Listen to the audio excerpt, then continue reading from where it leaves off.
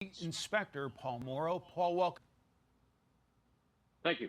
So let's start in New Orleans. What's striking to me is the help that these guys apparently had breaking out of jail and the assistance they apparently have received since they've been on the run. What's your assessment of that case? Well, prisoner escapes always have help, either inside or outside, or potentially both. In this case, it looks like they had both, so no surprise there. The delayed processing of the crime scene, the escape scene, is really unfortunate because according to all of the reporting, that panel could only have been removed from the outside corridor, which means that somebody who was involved, or more than one person, removed it and potentially left fingerprints, DNA, et cetera. So that just compounds what looks to be a bad issue. But just to unpack it a little further, let's remember, these were heavy, heavy predicate felons. Some of them awaiting trial. They were moved from maximum security to minimum security.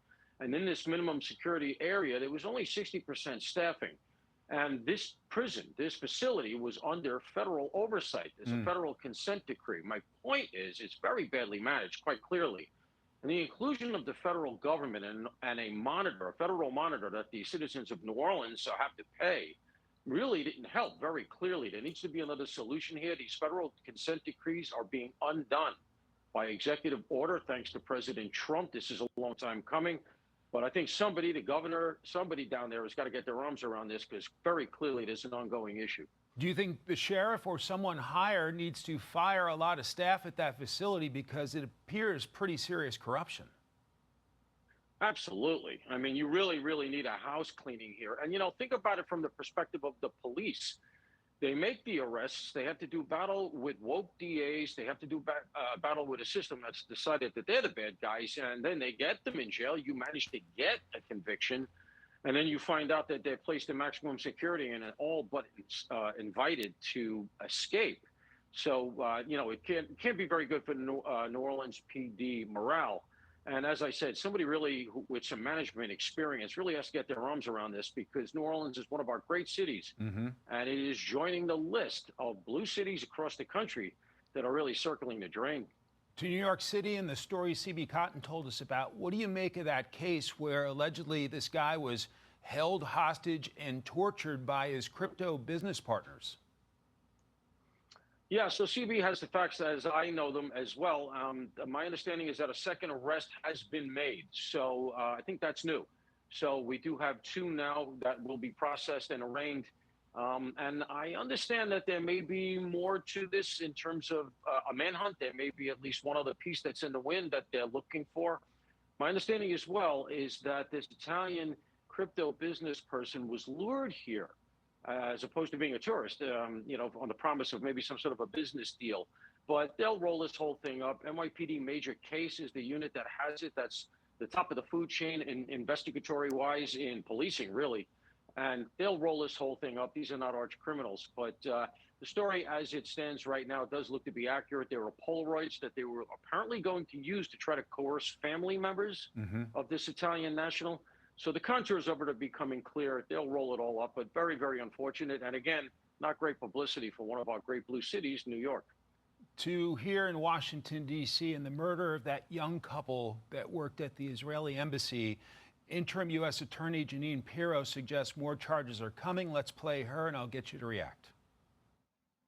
Well, first of all, let me say that we're going to continue, as I said, to investigate this as an act of terrorism and as a hate crime.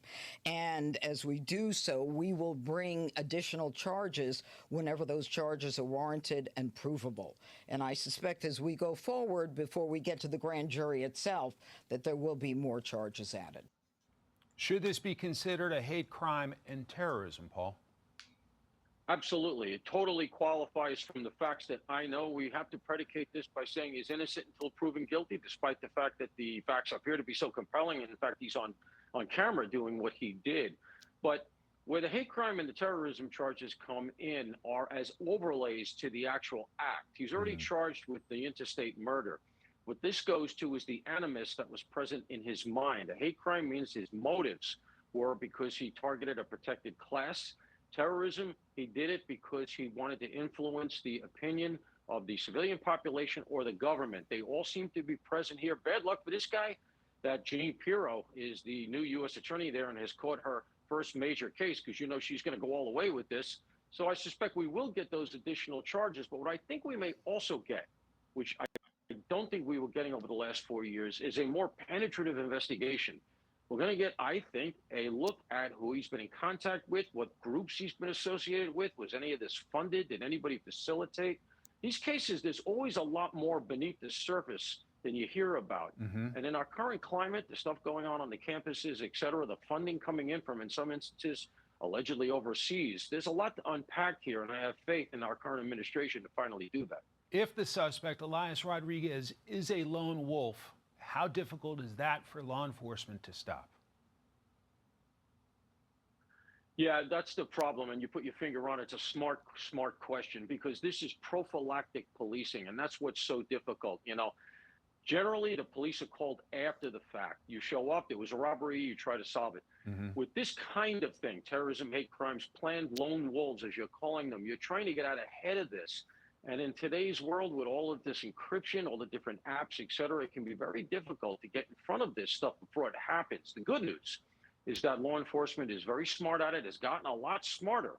And people like this alleged perp leave a footprint, and so they can do a lot subsequent. But to get out in front of it in a First Amendment society is very, very difficult, but that's our system. Former NYPD Inspector Paul Morrow, grateful for your time and your analysis today, Paul. Thanks so much. Thank you, Mike.